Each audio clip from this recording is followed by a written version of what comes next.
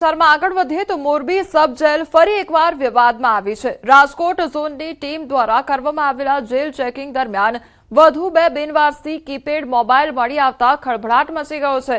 તપાસ દરમિયાન મંદિરની થેલી અને બેરેકના ઇલેક્ટ્રિક બોર્ડમાંથી મોબાઈલ મળી આવ્યા હતા। મોરબી સબ જેલમાં અવારનવાર મોબાઈલ મળવાની ઘટનાઓ સામે આવતા જેલ પ્રશાસનની કામગીરી સામે સવાલો ઉઠી રહ્યા છે। તો સમગ્ર મામલે મોરબી સિટી એ ડિવિઝનમાં અજાણ્યા કેદીઓ સામે ફરિયાદ બપોરે 1 વાગ્યા સુધી 7 જિલ્લામાં વરસાદની આગાહી કરવામાં આવી છે। રાજ્યના 7 જિલ્લામાં વરસાદનું યલો એલર્ટ જારી કરવામાં આવ્યું છે।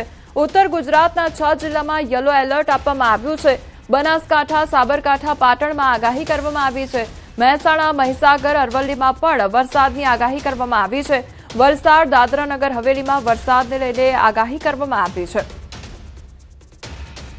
તો રાજ્યના 7 એવા જિલ્લા કે જ્યાં વરસાદનું યલો એલર્ટ જારી કરવામાં આવ્યું છે। ઉત્તર ગુજરાતના 6 જિલ્લા કે જ્યાં આગળ વરસાદનું યલો એલર્ટ જારી કરવામાં આવ્યું છે। તો આગામી દિવસોમાં પણ હજુ વરસાદને લઈને આગાહી કરવામાં આવી છે અને વરસાદી માહોલ પણ કેટલાક વિસ્તારોમાં જોવા મળી રહ્યો છે। ત્યારે ચોમાસાની એન્ટ્રી બાદ વરસાદની હવે જમાવટ રહેશે। વરસાદ અંગે હવામાન વિભાગ દ્વારા આગાહી કરવામાં આવી છે। ગુજરાત આસપાસ 3 વરસાદી સિસ્ટમ સક્રિય થઈ રહી છે। 5 દિવસ રાજ્યમાં વરસાદી માહોલ રહેશે। દક્ષિણ સૌરાષ્ટ્રમાં ભારે વરસાદની આગાહી કરવામાં આવી છે। થંડરસ્ટોર્મ સાથે ભારે વરસાદ પડવાની શક્યતા છે। તો માછીમારોને આગામી દિવસોમાં દરિયો ન ખેડવા માટે સૂચના આપવામાં આવી છે। દક્ષિણ ગુજરાત અને સૌરાષ્ટ્રના 14 જિલ્લામાં થંડરસ્ટોર્મ એક્ટિવિટી સાથે હળવો વરસાદ થઈ શકે છે। આજે પંચમહાલ, દાહોદ, વડોદરા, છોટાઉદેપુર, નર્મદા, ભરૂચ, સુરત, ડાંગ, તાપી, નવસારી, વલસાડ, અમરેલી, ભાવનગર, ગીર સોમનાથ ઉપરાંત દીવ, દમણ અને દાદરાનગર હવેલીમાં પણ વરસાદ વરસી શકે છે। ચોમાસાને લઈને સૌરાષ્ટ્ર માટે મોટા સમાચાર સામે આવી રહ્યા છે। 24 કલાકમાં દક્ષિણ સૌરાષ્ટ્રમાં પહોંચી શકે છે ચોમાસું। હવામાન નિષ્ણાંત અથિયા શેટ્ટીનું અનુમાન સામે આવ્યું છે। શુક્રવાર સુધીમાં દક્ષિણ સૌરાષ્ટ્રમાં થઈ શકે છે આગમન। અથિયા શેટ્ટીના મતે હાલ ચોમાસું આગળ વધવા માટે અનુકૂળ સ્થિતિ છે। એવામાં આગામી 24 કલાકમાં દક્ષિણ સૌરાષ્ટ્રના અમરેલી, ભાવનગર, જૂનાગઢ, ગીર સોમનાથ જિલ્લામાં ચોમાસાની એન્ટ્રી થઈ શકે છે। તો આ તરફ નર્મદાના સાગબારા, સેલંબા, ડેડિયાપાડામાં પણ વરસાદ જોવા મળી રહ્યો છે। વરસાદના પગલે નદીઓમાં નવા નીર આવ્યા છે। ડેડિયાપાડાના ડુમખલ નજીક તારવ નદીમાં નવા નીર આવ્યા છે। ડુમખલ ગામથી મહારાષ્ટ્ર તરફ જતા માર્ગ પર પાણી ફરી વળ્યા છે। પાણી ભરાતા વાહન વ્યવહાર પણ પ્રભાવિત થયો છે। તો ડેડિયાપાડાના દાબકા ગામમાં વીજળી પડતા ભેંસનું મોત નીપજ્યું છે। ભારે વરસાદને કારણે ખેતરોમાં પાણી પણ ભરાઈ ગયા છે। અમદાવાદ ખાતે બેવડી ઋતુની અસર હવે લોકોના સ્વાસ્થ્ય પર જોવા મળી રહી છે। પાણીજન્ય અને મચ્છરજન્ય રોગોના કેસોમાં વધારો થયો છે। છેલ્લા 1 અઠવાડિયામાં ઓપીડીમાં 14,000થી વધુ દર્દીઓ નોંધાયા છે। 1220 જેટલા દર્દીઓ હોસ્પિટલમાં દાખલ થયા। ઝાડા, ઉલટી અને માથાના દુખાવાની ફરિયાદો વધી ગઈ છે। તો ડેન્ગ્યુ, મેલેરિયા અને ચિકનગુનિયા, ટાઇફોઇડના કેસોમાં પણ વધારો થયો છે।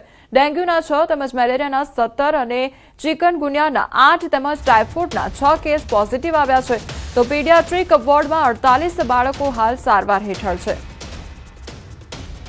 ओपीडी में लगभग 14,460 दर्दियों ओपीडी में नोंधाया तथा तेज अठवाडियाમાં दाखल दर्दी लगभग 1220 दर्दियों नोंधाया। डायरियाના 35 केस तथा वायरल हेपेटाइटिसના 2 केस તથા ટાઇફોઇડના 6 કેસ ગયા અઠવાડિયામાં અમારી હોસ્પિટલમાં નોંધાયા અને હાલ અમારી હોસ્પિટલમાં બાળકો ઉદળા રોગના દર્દી 48 દર્દી દાખલ છે। અમદાવાદ સાણંદના પીપણ ગામમાં શાળા પ્રવેશોત્સવ અને કન્યા કેળવણી મહોત્સવનું આયોજન કરવામાં આવ્યું। આદર્શ પીપણ શાળામાં યોજાયેલા કાર્યક્રમમાં મુખ્યમંત્રી ભૂપેન્દ્ર પટેલે વિદ્યાર્થીઓને શાળામાં પ્રવેશ અપાવી કાર્યક્રમનો પ્રારંભ કરાવ્યો હતો। આ પ્રસંગે તેમણે શિક્ષણના મહત્વ પર ભાર મૂકતા જણાવ્યું કે દીકરા દીકરીના ભણતર પર વિશેષ ધ્યાન આપવું જરૂરી છે। સાથે જ તેમણે રાજ્યમાં વધતા શિક્ષણ સ્તર, ઘટતા ડ્રોપઆઉટ રેશિયો અને સાણંદમાં રોજગાર તથા વિકાસની તકો અંગે પણ પોતાના વિચારો વ્યક્ત કર્યા હતા।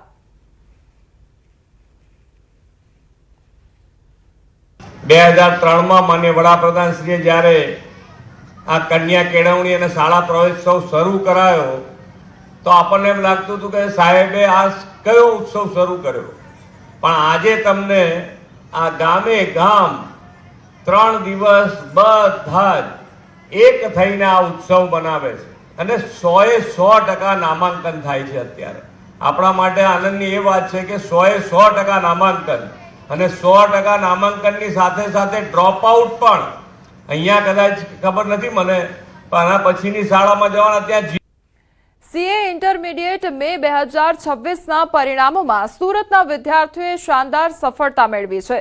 તો હેનિલ જૈને 600માંથી 463 માર્ક્સ મેળવી ઓલ ઇન્ડિયા 24મો રેન્ક મેળવ્યો છે, જ્યારે સુરત શહેરમાં બીજો ક્રમ હાંસલ કર્યો છે. વિનય ગાંગવાલે 457 માર્ક્સ સાથે ઓલ ઇન્ડિયા 30મો અને શહેરમાં ત્રીજો રેન્ક મેળવ્યો છે. તો જલ શાહે 443 માર્ક્સ સાથે ઓલ ઇન્ડિયા 42મો તથા સુરતમાં 5મો રેન્ક મેળવી પ્રતિભાનો પરચો આપ્યો છે. વિદ્યાર્થીઓના આ સિદ્ધિથી પરિવારજનો અને સમગ્ર સુરત શહેરમાં ગૌરવ અને ખુશીનો માહોલ પણ છવાયો છે. सूरत में सेकंड रैंक है और all over India 24th rank है. कंसिस्टेंटली मैंने 7 to 8 to 9 आवर्स पढ़ा था कंसिस्टेंटली फॉर 7 to 8 मंथ्स, तो उस हिसाब से रैंक आया. सी इंटरमीडिएट का रिजल्ट ऑब्वियसली इस बार India result is tougher than the last year result, but उसके सामने सूरत का रिजल्ट इंडिया से 50% ज़्यादा है अगर आप पासिंग परसेंटेज देखेंगे as compare to India's average result. और इंडिया के एवरेज के सामने हमारे क्लास में एटलीस्ट मैं कह सकता कि 5x टाइम्स बच्चे पास हुए हैं. तो जो भी बच्चे एक व्यवस्थित तैयारी करते हैं और टाइम पर अपना सिलेबस पूरा करते हैं तो वो सीए इंटरमीडिएट और सीए फाइनल सब निकाल सकते हैं. ભારત યુકે વચ્ચે ઐતિહાસિક ફ્રી ટ્રેડ એગ્રીમેન્ટ કરવામાં આવ્યા. આગામી 15 જુલાઈથી ટેક્સ 24.5%થી ઘટીને 0% થશે અને જેના કારણે ડાયમંડ જ્વેલરી ઉદ્યોગ માટે ગેમ ચેન્જર સાબિત થશે, જેનાથી આવનારા 2.5 વર્ષમાં એક્સપોર્ટ $3 બિલિયન સુધી પહોંચવાનો અંદાજ છે. આ એગ્રીમેન્ટથી વૈશ્વિક મંદી વચ્ચે ભારતીય નિકાસકારો માટે નવી તકોના દ્વાર ખુલશે. અગાઉ ઊંચા ટેક્સના કારણે ભારતનો બજારમાં હિસ્સો માત્ર 3% જેટલો હતો, તો આગામી 2.5 વર્ષમાં યુકેમાં નિકાસ $3 બિલિયન સુધી પહોંચાડવાનો લક્ષ્યાંક કરવામાં આવ્યો છે. હીરા ઉદ્યોગના નિષ્ણાંત દિનેશ નાવડિયાએ આ કરારને સંજીવની સમાન ગણાવ્યો હતો.